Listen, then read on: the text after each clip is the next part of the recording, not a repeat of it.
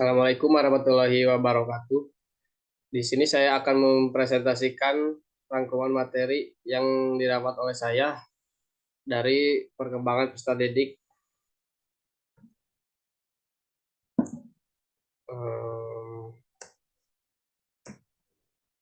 Sebelumnya, perkenalkan nama saya Muhammad Rafi Nur Effendi dengan NPM 222 19 10 74. Yang pertama, saya akan menjelaskan tentang perkembangan dan pertumbuhan. Perkembangan adalah untuk menjelaskan perubahan pada hal yang tidak terlihat. Contohnya, kemampuan berpikir, kecerdasan, kemampuan berbicara, gerak motorik, dan sejenisnya. Perkembangan bisa juga semua aspek yang berubah pada objek sebenarnya disebut perkembangan. Selanjutnya, pertumbuhan. Pertumbuhan adalah perubahan yang terjadi pada suatu objek yang sifatnya cenderung terbatas namun bisa diamati secara langsung menggunakan indera mata. Untuk pertumbuhan bisa kita lihat contohnya seperti bertambahnya tinggi badan, bertambahnya berat badan, bertumbuhnya rambut, dan lain-lain.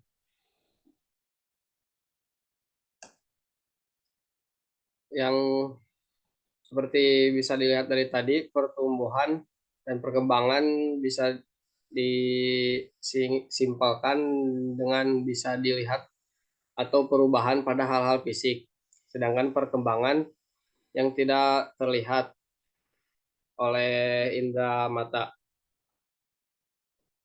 Selanjutnya pada fase perkembangan. Fase perkembangan pranatal yang pertama itu berlangsung selama 280 hari atau kurang lebih 40 minggu. Fase pranatal ini bisa disebut juga fase kehamilan. Dari awalnya tumbuh janin sampai keluar dari perut. Yang kedua, fase bayi. Perkembangan ini bisa dilihat dari kemampuan serta keterampilannya. Contohnya, dari awal mula bayi itu lahir, menangis, dan berkembang seperti bisa menyamping sampai tengkurap dan bisa berjalan. Yang ketiga, masa kanak awal, belajar menggunakan dan mempresentasikan objek serupa.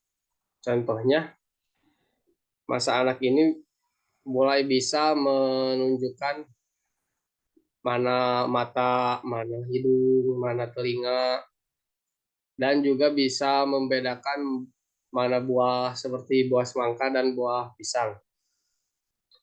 Yang keempat, masa anak akhir yang sudah matang bersekolah dan siap masuk SD. Dari sini kita bisa melihat ada anak-anak yang sebelum SD masuk TK dulu buat lebih mematangkan pikirannya supaya bisa beradaptasi sebelum masuk ke SD, supaya bisa mengenal alat-alat tulis, alat-alat sekolah, dan juga lainnya. Yang kelima ada fase remaja, rentan usia 11 sampai 20 tahun, perkembangan emosional dan sosial remaja. Di sini masa remaja bisa juga disebut juga masa pubertas. Yang keenam adalah masa dewasa yang memiliki tanggung jawab atas tindakan serta sikap yang ia miliki. Contohnya, ia harus bertanggung jawab apa yang ia lakukan dan apa yang ia perbuat. Yang ketujuh, lanjut usia. Di sini tidak terjadi lagi pertumbuhan, namun masih bisa terjadi yang perkembangan akan mengalami penurunan fisik. Contohnya, suara yang sudah mulai tidak jelas, aktivitas fisik yang mulai dikurangi, dan juga masih banyak lainnya. Di sini ada foto contoh pertumbuhan dari mulai lahir masa bayi, masa anak-anak, masa remaja, masa dewasa, dan masa lanjut usia. Selanjutnya, di sini ada pengertian pubertas dan kenakalan remaja. Pubertas adalah pubertas adalah fase di mana anak mengalami per, perkembangan atau perubahan secara dewasa seksual. Pubertas pada anak perempuan lebih cepat dibanding pada anak laki-laki, yaitu anak perempuan pada umur 10 sampai 14 tahun dan laki-laki 12 sampai 16 tahun. Mengapa pada anak perempuan bisa lebih cepat daripada laki-laki? Yang saya dapat karena perempuan sudah memiliki kandungan estrogen dari mulai saat dia dalam kandungan. Selanjutnya, pengertian kenakalan remaja.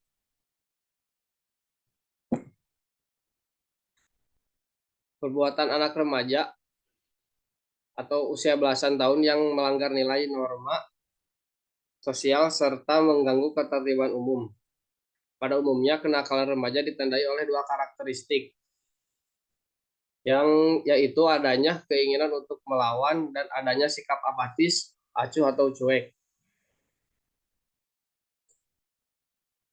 Berikut kita bisa lihat contoh cara menyikapi kenakalan remaja. Dimulai dari yang pertama, yaitu kondisikan sejak awal. Jangan tunggu sampai siswa melakukan kenakalan yang baru dan ditindak kemudian. Bagaimanapun, tindakan pencegahan jauh lebih baik daripada mengatasi masalah. Oleh sebab itu, sejak awal masuk sekolah, kondisikan mereka untuk selalu mematuhi setiap aturan yang ada di sekolah. Berikan kepada siswa bagaimana melakukan peraturan yang ada di sekolah itu dan beri contoh yang baik serta beri alasan mengapa harus mengikuti aturan, karena kalau tidak mengikuti aturan dapat dikenakan sanksi. Yang kedua, bertindak sebagai mentor. Siswa yang nakal bisa disebabkan salah satunya karena beban yang sedang dirasakan oleh siswa tersebut. Artinya, ketika menjumpai siswa yang ingin melakukan kenakalan, kita harus cepat memberitahu agar tidak melakukan hal itu, dikarenakan guru harus menjadi mentor yang baik bagi siswanya di sekolah, atau bisa disebut juga orang tua, pengganti orang tua di sekolah. Yang ketiga, mempererat antara hubungan guru dan siswa. Cara mengatasi kenakalan siswa di sekolah lanjutnya adalah melalui hubungan yang baik antara guru dan peserta didik. Selayaknya guru berperan sebagai orang tua di sekolah, sehingga perlu dikembangkan hubungan yang erat serta komunikasi yang efektif. Yang keempat, menguatkan diri. Mengapa di sini ada poin menguatkan diri? Karena banyak guru yang pada akhirnya harus menyerah saat menghadapi anak yang nakal. Memberikan pengarahan dan intervensi pada siswa yang nakal memang tidak mudah, bahkan tidak jarang guru justru menjadi korbannya. Itulah mengapa sebaiknya guru harus menguatkan dirinya terlebih dahulu supaya lebih mampu sabar dalam mengatasi dan menghadapi kenakalan siswa. Yang kelima, berikan contoh yang baik. Contoh yang baik ini bisa contoh yang tentang menaati aturan dan menghargai orang yang lebih tua dan teman di sekolah. Bersikap baik saat di kelas, dan lebih banyak lagi. Melalui contoh-contoh baik tersebut, maka lama-kelamaan siswa akan berusaha mengikutinya. Cara mengatasi kenakalan siswa di sekolah hanya akan berhasil jika seluruh komponen guru, yaitu staf, pimpinan, dan jika keluarga turut aktif mendukung. Jika siswa sudah bisa merasa sekolah merupakan tempat yang nyaman, maka kenakalan tidak akan dilakukan. Baik, selanjutnya ada sebuah video kenakalan remaja. Halo Sobat Pedia semuanya, bertemu lagi dengan Pedia di video ini. Nah, di video kali ini akan membahas mengenai kenakalan remaja. Masa remaja adalah masa yang indah. Tapi tidak bisa dipungkiri juga nih, bahwa masa remaja adalah masa yang penuh gejolak. Sobat Pedia tahu nggak nih apa itu kenakalan remaja? Nah, kenakalan remaja ini merupakan perilaku sosial yang menyimpang di tengah-tengah masyarakat. Masalah-masalah kenakalan remaja apa sih yang banyak terjadi? Nah, berikut contoh-contoh masalah kenakalan remaja. Narkoba dan merokok menjadi alternatif negatif bagi mereka yang memiliki permasalahan hidup untuk mendapatkan kebahagiaan fantasi sesaat. Bolos sekolah dan bullying. Kemudian, perkelahian bahkan tawuran. Remaja yang melakukan perkelahian atau tawuran terkadang untuk mendapatkan kepuasan batin agar orang lain menganggap dirinya adalah keren. Padahal kan tidak. Ada juga seks bebas.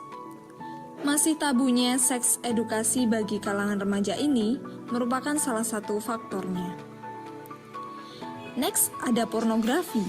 Di era digital ini, dengan sangat mudahnya para remaja mengakses situs pornografi dan dengan mudahnya meracuni mental para remaja.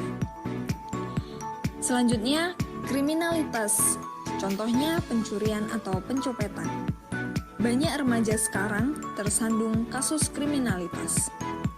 Mereka bertujuan untuk memenuhi gaya hidup mereka atau tekanan lingkar pertemanan mereka, sehingga melakukan kriminalitas tersebut. Dan masih banyak kenakalan-kenakalan remaja lainnya. Nah, penyebab timbulnya kenakalan remaja ini ada dari faktor internal dan eksternal. Yang pertama, dari faktor internal, yaitu ada pencarian jati diri dan pengendalian diri yang lemah. Yang kedua ada faktor eksternal, yaitu ada keluarga yang mengalami broken home, ada pergaulan, ada lingkungan sosial. Lalu, tips dan trik apa saja agar remaja tidak terjerumus dalam kenakalan remaja ini? Yaitu ada beberapa. Yang pertama, menanamkan norma sosial dan agama. Yang kedua, berinteraksi pergaulan dan lingkungan yang positif.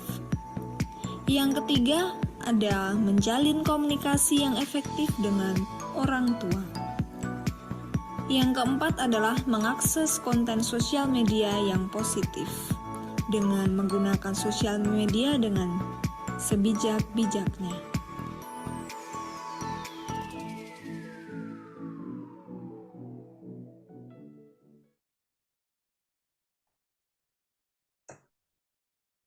Baik, sekian presentasi dari saya. Terima kasih atas perhatiannya. Mohon maaf bila banyak kekurangan dan Assalamualaikum warahmatullahi wabarakatuh.